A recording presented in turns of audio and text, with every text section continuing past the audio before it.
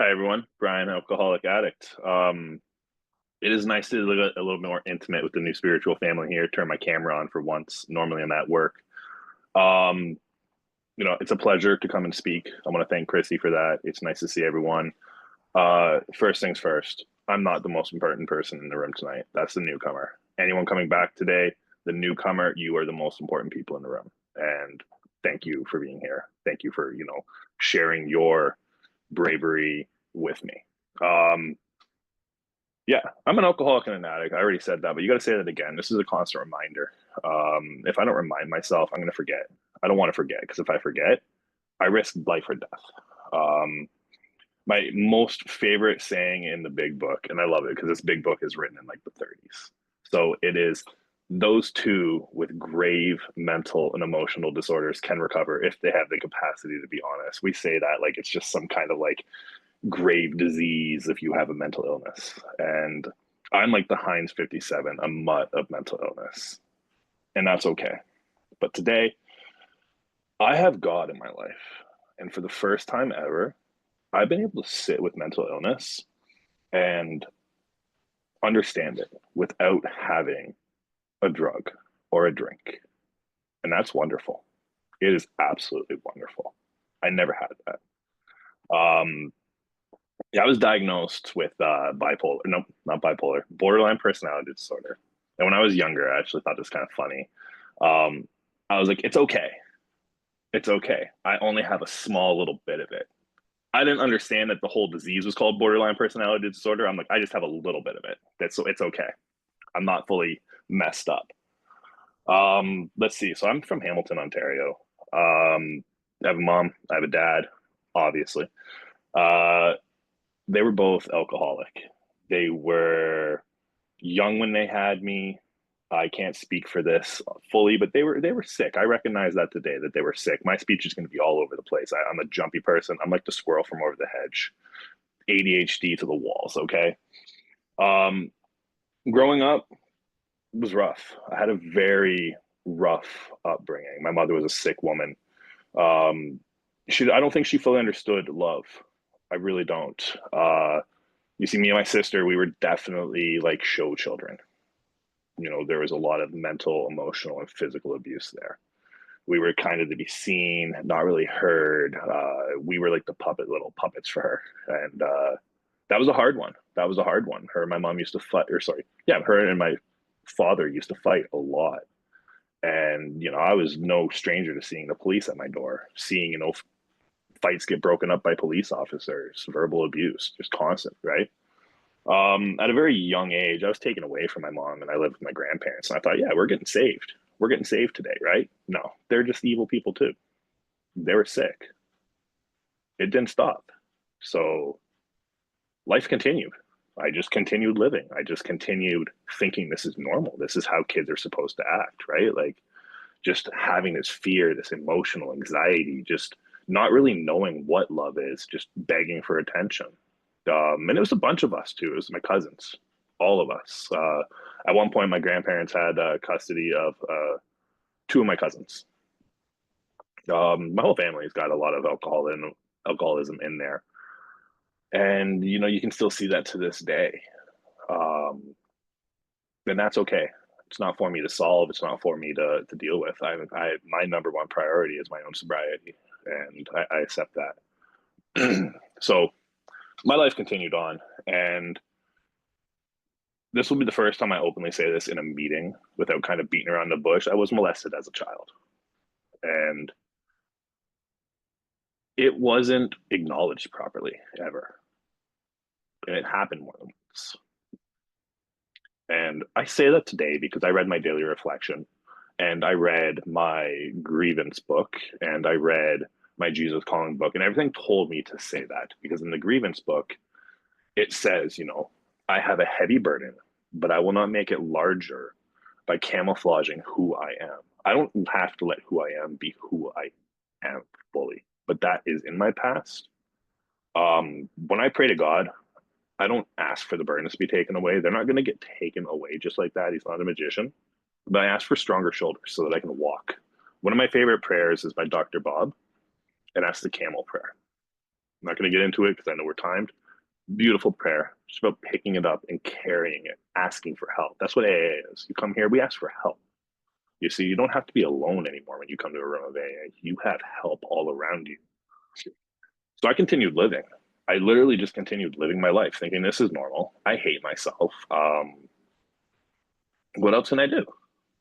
The first time I ever experienced any kind of drugs in my life, I was on ADHD medication, and I was about a 9 or 10, maybe 8. And I remember just taking a whole bunch of Ritalin, and I had like 2 weeks worth saved up in my school desk, and I just took it all. And it was amazing. I felt nothing.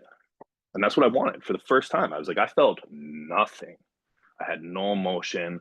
I didn't feel the pain. I just felt like not there. I didn't feel like I was human. I just felt like I could be there without actually being there. And I loved it. After that, it was like, cool, we're off to the races. Let's go. Um, First time I ever drank, it was about like probably 9, 10, 11 there. Christmas, right? Like it was normal for my mom to kind of pour like some wine into the cups for the kids, let them get a little bit tipsy. That was normal. I loved it though. I was like, I'm the king right now. Like I could be loud, I could be angry. Because that was one of my first emotions was anger. And that was the first time I felt powerful and I was like angry. Because people backed off, people backed away. I didn't get bullied anymore. I didn't have to worry about people bullying me at school because they heard about other things that went on in my childhood and called me derogatory homophobic names. I didn't have to deal with that. I got angry. Um, so I continued lashing out at school. I continued just lashing out at people. I just was angry. I would raid medicine cabinets of family members, taking whatever kind of drugs I could, occasionally, taking drinks here and there. Um, Eventually my mom stopped drinking for a little bit, kind of dry, very dry drunk, very nasty woman. Show kids for sure. Definitely sheltered. I had a nickname. And she used to call me Big Bad Brian. Fuck, I hated that. I'm not your pony. I'm not someone for you to just, tote around and say, this is my bad kid, right? There's the good one. There's the bad one. This is the dumb one. That's the smart one. That's how I felt my entire life. Just super stupid, just dumb, not good at school, felt it from teachers. And that was okay, right? Teachers were allowed to call me stupid. And she's like, yeah, it's okay. I was okay with this, right? Like, whatever. That's cool. I had drugs. I loved drugs. I wasn't really a drinker that much. It was the drugs at first. And that was the one thing I kept hating so well. I loved it. I loved just not feeling anything. Because everything hurts, right? But see, the key thing about the grave mental disorders, I didn't understand that. I didn't understand what a mental illness was. I didn't understand what these things were. Because when we saw a psychiatrist, it was told, don't tell the psychiatrist anything. You don't get to tell the psychiatrist our family stories. That's not okay. We need to make sure that we go to the therapy session, we come out of the therapy session, and you're still in my custody. You don't want to get taken away by the police, do you? Do you want the children's aid to take you? No. That's a young kid. That's my whole life. So I became very uncomfortable in my own skin. I hated my skin. I met my wife when I was in grade 2. And for some reason, like I just remember my mother hating her. Who hates a child in grade 2? That's insane. Like that's absolutely insane. I didn't spend my whole school life with my wife. We eventually parted ways. I met her again in grade 6. I dated her in grade 8. Um, I'm still doing drugs. I'm not telling anybody. I'm taking whatever kind of medication I can to not feel anything. On and off, didn't date my wife for a little bit. I'm getting in trouble. Police are getting involved a lot of assaults, a lot of just, stealing, just doing just shitty things as a human being, just hating life.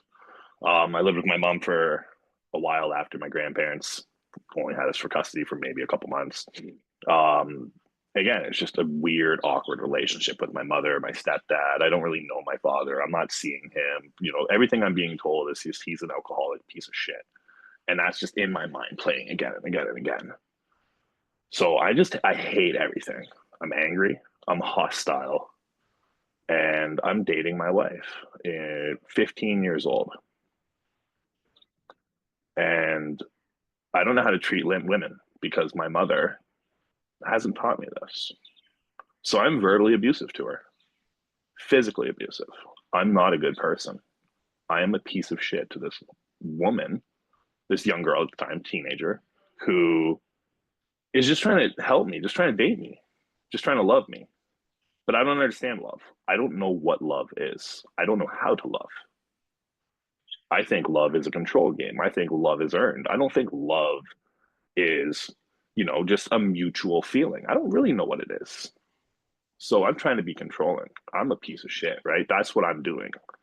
I'm more concerned about myself because that's what I've been taught, to be so concerned about myself and no one else. So I don't care how you feel, anybody. And I continue living like that. My life got more confusing. I had a baby at 19, and that saved my life. I stopped selling drugs. I tried to slow down on doing pills. And I remember this is where I started to slowly, after that, drink. And I was like, I got to switch from the little girly drinks because all the cool guys at work drank beer. So I got to drink beer. I got to be a man. I got to drink beer like the rest of the men. Um, started drinking beer more. Occasionally, the drugs came in and out. I got married to my wife that I met in grade two. Somehow I managed to keep this woman around. Um, it was beautiful. It was great. Paid for my wedding. Me and her saved our asses off. But my mother has always been there, just da da da da in my ear. And it's it was horrendous. My brain, because of the mental illnesses that I never looked into, I never understood, ate me alive. I'm still a self-centered piece of shit. I continue living like this. I get sick. I'm fast forwarding through a lot of things. I don't want to go into too much of a drunk log. I get sick. I have the colonoscopy, so I have all my intestines removed, and I get an ostomy bag. I'm like 22, 23. This is insane. I'm married at 22, sorry, I believe. And I'm like 23, 24. My wife will correct me after. Um, she knows more than I do. But yeah, this is scary for me. I started getting pain pills. So I'm getting hooked on the pain pills again, and I'm feeling great because I don't feel anything. I don't have to deal with the anxiety. I don't have to deal with people judging me, looking at me. Um, you see, when I would drink afterwards, I would have this immense anxiety. Yeah, I didn't realize that was due to the alcoholism. That was me wanting another drink. I just like, I'm anxious, leave me alone. And that's how I live my life. Um, my wife's mother, one of the most important people in my life, her and my wife taught me what unconditional love is. And I owe them that. I was always so jealous and angry at my mother in law because she was so nice. She was so caring. She had a heart of gold. And I didn't have that as a child. So I was angry. I was even angrier that my wife had this amazing mom. And I didn't have a childhood. So it was hard. So again, this is the mother of my children. I treat her like garbage because I'm still sick. I'm still just living life. But my life isn't, and this is the best part, right? The best part about the 12 steps, they change, but there's one part that doesn't change, and that's I'm powerless over alcohol. My life's unmanageable. That will never change. And, I didn't understand a lot, but today I do. I understand so much more. I continued to live my life and just mistreat people because I was so self centered. I was so selfish. I went through job after job after job, mistreating people, drinking the night away, sending my wife to bed so I could get high and drink, just not being present in my own life, missing my children grow up, not being the husband, the partner, the father, the son in law that I should be. I did things. Sure, I was present. I took them to the park. I was high as fuck. I was inebriated, but I was there. But I wasn't there. I wasn't there mentally, emotionally, and spiritually. I was just there. But I cared more about myself. I'm treating my kids how my mom's treating me, like show children. Look at me take them to the park. That's not okay. I realize that today. I continue living and we're buying a house. My father died when I was 24. I used that money to buy a house. Very responsible. My mother hated my wife for this. Because why? Because I bought a house for my family. I did something good for my family, and my mother hated this. This was very conflicting in my life. I didn't know what to do.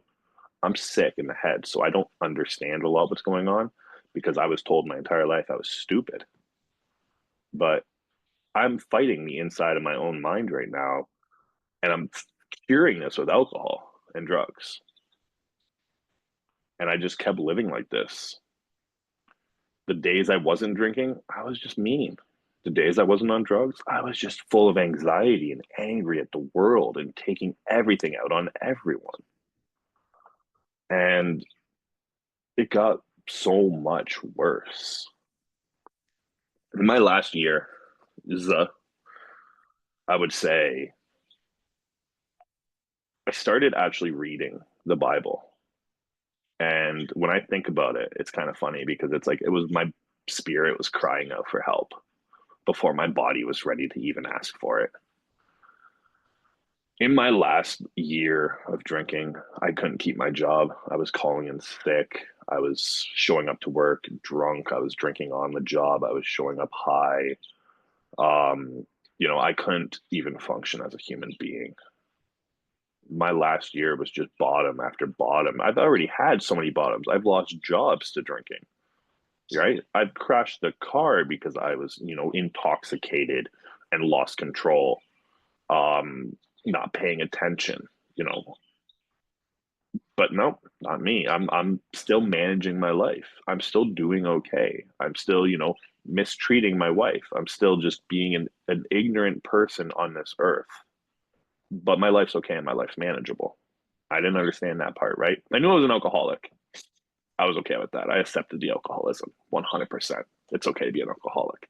But what I really was embarrassed about was the secret lies of that I'm doing narcotics behind everyone's back and no one knows because I'm so embarrassed about my childhood. I'm so embarrassed about my past. I'm so embarrassed that I don't even know how or where to ask or begin to get help because I feel so broken and I don't know what to do. Um, Me and my wife were pretty going at it. She was sick and tired of the drinking. I was hiding alcohol throughout the house. I had bottles in the car. I was just a wreck. Drinking and driving. She didn't even want to get in the car with me some days. She'd walk home from work because I would just be inebriated and she would just send me on my way. She had once got into an argument with her mother about her mother not telling her I was drinking and driving because her mother was just like, this, he needs a break. And that's the unconditional love. It's insane. I can look back and pinpoint the things in my life that were there. I can see where God carried me through all of this and helped save me through everything I was doing to ruin my own life. And he was carrying me out of these situations that I never thought so. You see, I lost my license trying to kill myself. I was on a mission to just die. It was the day before my birthday. I wanted to kill myself, but I was too high and too drunk to do it. I dropped the razor blade. Like I couldn't swerve. I was swerving on oncoming traffic and I would black out and open my eyes and I'd be driving perfectly straight. And I was found by, and this it's not funny, but I was found by the bestest of little boy dogs. I had a police dog and a canine unit come and find me passed out drunk at the lake because I blacked out because I dropped the razor blade in the water. And I woke up in a jail cell on my birthday. Do you think that's rock bottom? That's not rock bottom. My life's still manageable. You know why? because I'm such an alcoholic that I paid $1,000 to get my car out of towing, knowing that there was still alcohol in the car that I couldn't wait to drink. That wasn't bottom. That's not bottom. That's still not bottom. I'm robbing my own family for things that aren't mine from my wife. That's not bottom. I'm still going. I'm going to wrap this up a little quicker here and get to the end, tell you the good parts. You see, I didn't plan on getting sober. I never even knew what AA was except for the movie Fight Club, where he would go and it was just a pity party of losers talking about how sad they are that they're drunks. And that's my understanding. You see, I went to the AA headquarters in my city and I bought a big book. This was when I still had my license. I bought my big book drunk. I parked illegally on the street drunk because I'm better than everyone else. I walked up to the office stinking like alcohol, Mickey in my coat, bought my big book. I said, this little book's going to cure me. No, I lost my license. Fuck that big book. Right? I came to SO2. This is when I started coming to SO2 meetings. My mother-in-law looked at me and she just got sick and tired of my shit. And she said, why don't you go to a fucking meeting? Why don't you go to AA? And she got sick and tired. And she didn't talk to me like that. Big heart, didn't talk to me like that. We went to a meeting. She went to my first meeting with me. Um, you know, and that was interesting. I was kicked out of a couple SO2 meetings, put in the breakout rooms. Like I was showing up pretty messed up. Wasn't wanting to sober up. I got help. My first sponsor was not supposed to be my sponsor because he was a medical practitioner. And he looked at me and he was like, hey, Brian, how are you doing? And I said, I don't know who you are, but how do you know my name other than the fact that it's on the paper? And he's like, we met. You see, I went through a program and met him 4 times. I didn't remember him. So he looked at me and he was like, you need help. And I was like, yeah, I know. He's like, you need to find a sponsor. Like, you need to go to AA. You need to find a sponsor. And I was like, yeah, I don't want to do that. Like, I have anxiety. I don't want to talk to people. Like, fuck people pretty much, right? So he unofficially sponsored me. And he goes, you can't do all this work with me. I'm not allowed. So I said, okay, cool. I don't know what to do. So I ended up talking to my mother-in-law. I ended up telling her all a bunch of my dirty little secrets about stuff that I happened to me in my childhood, talking to her about my life. And she listened. She loved me. I've never experienced that. This is weird, right? Like, this is awkward. I didn't know what to do. And that's that life-saving moment of my mother-in-law helping me. She was like a mother to me. She has known me since I was like 12 years old. She was amazing. She was truly amazing. We have since lost her. She did pass away. But I got to show her the first 2 coins that I got in getting sober. And I'm so happy for that. That is the one reason, no matter how hard it gets in my alcoholism, in my recovery, I would never drink again because I will never get that chance to do that again. And I skipped past this, so I'm going to go back, but I never planned on actually getting sober. I never did. My wife was having surgery, and I showed up drunk the night before. She beat me up on the stairs. Very proud of her for that. Very embarrassed of myself that I actually pushed that woman to the point where she actually got physically violent with me because of my alcoholism. But we went, took her to the hospital. I prayed to God. I was like, I need to stay sober. I just need 1 day, no withdrawals, nothing. I need no seizures, just 1 day. You see, I'd been administered to the hospital multiple times for seizures, for alcoholism. I went into the hospital once, and my blood alcohol level was at the point of my body physically shutting down. And I was measured 8 hours after being brought to the hospital. My wife saved my life 1 day. And by 1 day, I mean all the days. I shouldn't be here right now. We're all miracles, but it's time we recognize they were miracles. But I had this 1 day of sobriety, and I fully planned to go out and get drunk. And my wife was being recovered for 2 weeks from her surgery. And I was like, fuck, I can't wait for her to go back to work. I just want to get drunk. And that 2 weeks came. My wife went back to work, and I was like, I'm getting drunk. That door knob would not open. I tried to pull the door, and that door was 1,000 pounds. I sat down. God said no, not me. God said no. I called my mother-in-law. I went to a meeting. That's where I started fully working on these steps. That's where I started fully paying attention to the big book. That's where I started attending SOTU and listening to every single person in the SOTU room telling me what I need to hear, telling me how to recover, because I hated SOTU at first. Oh my God, people were happy. And I was like, you disgust me. How are you happy? You're gross. I hate this. I'm not happy. I'm angry. I got a letter for my court, and my first sponsor wrote a letter, and he wrote, "You are the angriest human being I've ever met in my life, but after a couple meetings you have changed." And that was phenomenal to read. You see, in my sobriety, for the first time ever, I pled guilty at court. I got an ankle monitor. I wore my ankle monitor. I didn't go to jail. I was so proud to pray or plead guilty to this because I got to be with my wife and kids. My entire first year of being sober was a blessing because I spent every single birthday and every single holiday sober. I remembered them. I showed up. My wife told me she loved me and was falling in love with me again. My days aren't perfect because mental health is still here. I'm still not the most perfect person. I still lash out. I still get angry. I'm a human being. But the understanding is I don't want to be like that. And I am actively working on not being that person. The point of this is God's grace is to teach me to work on that daily and not act like I would before. I am actively trying to do that. My love of God has immense so far because I fully appreciate my sobriety. I don't take any credit for it. You see, I do the legwork. I get up, I grab the shovel, I do the digging. If I want a mountain moved, I got to do the digging. But God points me where. He tells me where to start. I wouldn't be sober if it wasn't for Him.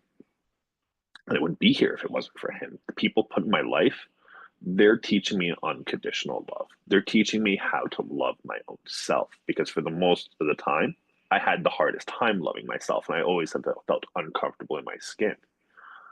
But I don't need to act like that anymore. I'm coming up on a year and a half at the end of this month. I am officially off house arrest at the end of this month. And I get to go on probation.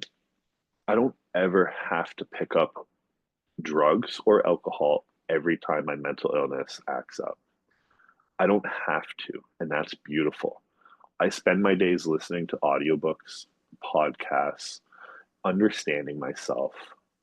When I'm really struggling, I jump into the meeting because you see, I have a sponsor, and my sponsor is an amazing guy.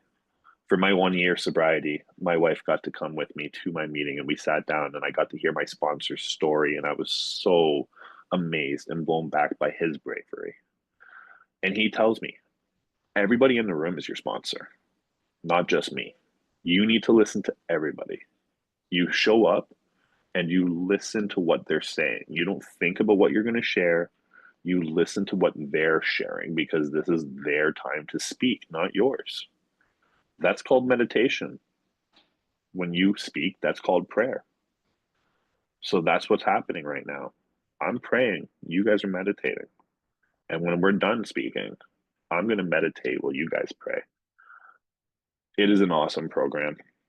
You have to work it, do the steps. My first unofficial sponsor, he was a no BS kind of guy. So when I came to him with my fourth step, he looked at me, told me to stop being a clown, and he said, if it sounds foolish, I don't want to hear it. If it's honestly a serious matter, you're probably the issue. We don't have a lot of sessions. Let's rip through this. And that's kind of how my fourth step went. My mother-in-law helped me with that. I listened to her. She pointed out a lot of my flaws and she helped me through this. I don't have to live like that anymore. And I'm so glad because I get another shot at being a human being. I understand that some bad things have happened to me.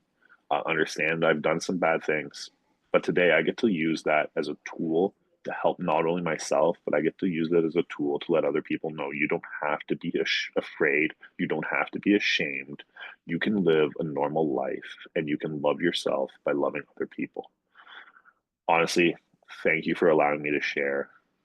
I love AA. I love everyone in this room.